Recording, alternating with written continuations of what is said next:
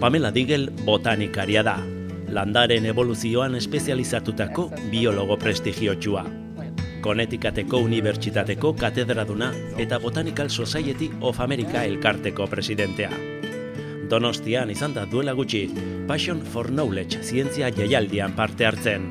Eta guk, Iturrarango lorategi botanikora gonbidatu dugu, bere ikergaiari buruz galdetzeko, landareak klima aldaketaren markatzaile gisa.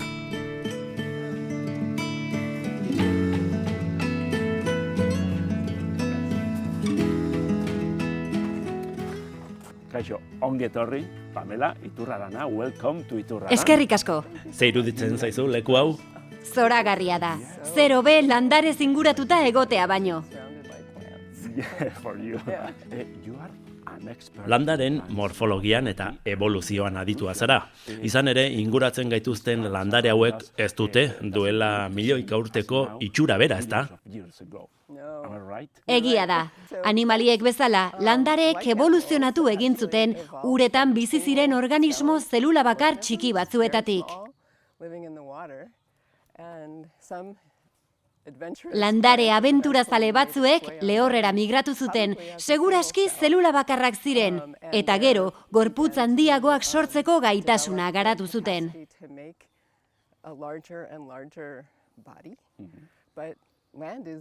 Baina lurra ozeanoaren oso bestelakoa da, eta landareek ur galeraren arazoak konpondu behar izan zuten, eta lurzorutik ura eskuratu. Argi ultramoreari ere aurre egin behar izan zioten. Gainera, ugalketa oso konplexua da lehorrean, landareen espermak, gametoek, uretan igeri egiten baitu. Beraz, landareak lehorrera bizitzera joan zirenean, arazo hoiei guztiei aurre egin behar izan zieten. Let's talk about flowers. Look at that. Temperaturak esaten die landarei noiz loratu eta noiz eman behar duten fruitua. Ez dakigu zehatz-mehatz zerk eramaten dituen loratzera, baina landare gehienek temperaturari eta seguruenik egunaren luzerari erantzuten diote. Egunak luzeagoak dira udaberrian, eta landareek eguneko argia detektatzen dute. Baina zalantzarik gabe, loratzea segurua dela adierazten dien seinale bat da temperatura epela. Badakigu temperaturak igotzen ari direla, eta gero eta azkarrago ari direla igotzen. Udaberria lehenago iristen da, eta udazkena berriz beranduago. Landareek temperaturari erantzuten diote, eta horietako asko goiz loratzen ari dira, batzuetan historikoki baino aste batzuk lehenago. Hori dakigu, historian zehar erregistroetan jaso izan delako, landareak noiz loratu diren eta fruitua noiz eman duten. Hemen, Europan, aspalditik landatzen dugu mahatsa.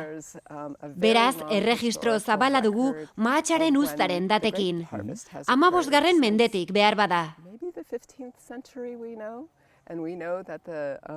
Eta aldatu egin da? Bai, uzta atzeratzen ari da, udazkena beranduago iristen delako.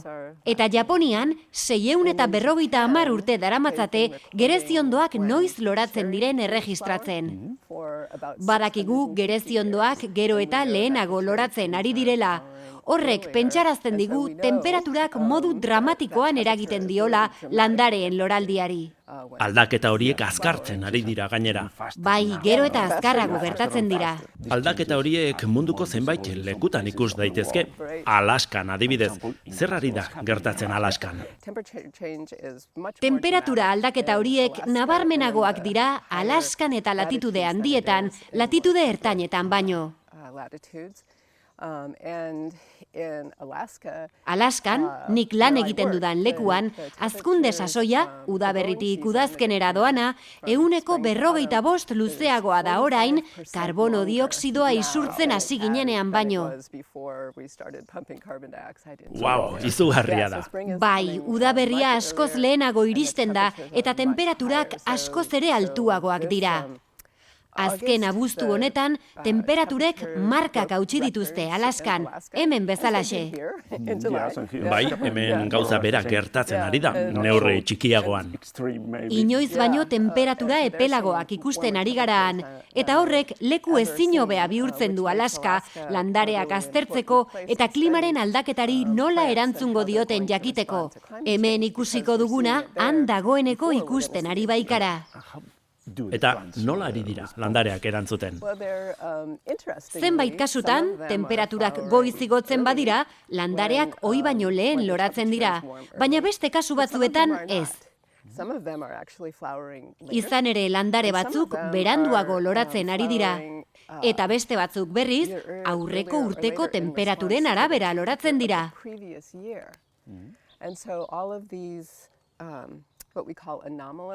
Beraz, Alaskan ikusten ari garen muturreko temperatura aldaketa horiei ematen ari zaizkien erantzunak harrigarriak dira.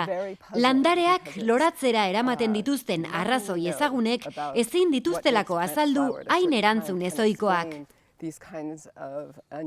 Hori da nire ikerketa taldeak Alaskan argitu nahi duena. Zergatik ari diren landare horiek hain modu ezberdinean erantzuten. Aurre ikusi dezakegu ze landareek egokituko duen bere morfologia, zein leku aldatuko den eta zein desagertuko den? Galdera ona da, 3 aukera baino ez baitituzte. Hiltzea, leku aldatzea edo egokitzea. Eta erantzuna ez dakigu. Oso zaila da esperimentu horiek egitea, landareak manipulatu behar direlako. Etorkizunean zer gertatuko den jakin nahi badugu, temperatura epelagoetan jarri behar ditugu landareak. Eta hori landare txikiekin egin dezakegu, negutegi batean temperaturak manipulatuta. Baina baso handiak edo naturan dauden landareak ikertu nahi baditugu, askoz esperimentu zailagoa da. Gainera, landare horiek denbora luzez bizi dira. Landare individualak gai dira temperatura tarte jakin bati erantzuteko. Beraz, loratze hori seguruenik banakako erantzun bat da, eta ez erantzun evolutiboa. Baina organismo baten erantzuna ahalmena bere mugara iristen denean, hautespen naturala ikusiko dugu. Landareak segurazki lekuz aldatuko dira, baina haien haziak garraiatuko dituzten animalien baitan dago noraino iritsiko diren. Eta leku horietan lehendik zeuden landareen aurka borrokatzeko duten gaitasunaren arabera ere bai. Esan dezakegu landareak klima aldaketaren markatzaileak direla. Jakina. Eta zer esan nahi digute? Badakigu landareak distantzia luzeetara irits daitezkeela, eta badakigu zenbat denbora behar duten hori egiteko. Beraz, landareez balia gaitezke klima aldakorra ulertzeko. Gainera, landareek atmosferako karbono dioxidoa xurgatzen dute hostoen gainazaleko poro txikien bidez. Atmosferan karbono dioxido gutxi dagoenean, poro gehiago izaten dituzte, CO2 gehiago lortzeko. Hala ba, iraganeko klimak ere azter ditzakegu, landare fosilen hostoetan zenbat poro dauden ikusita. Horrela jakin dugu, atmosferako egungo CO2 kontzentrazioa historiako altuena dela. Eskerrik asko, Pamela. Plazera izan da. Eskerrik asko.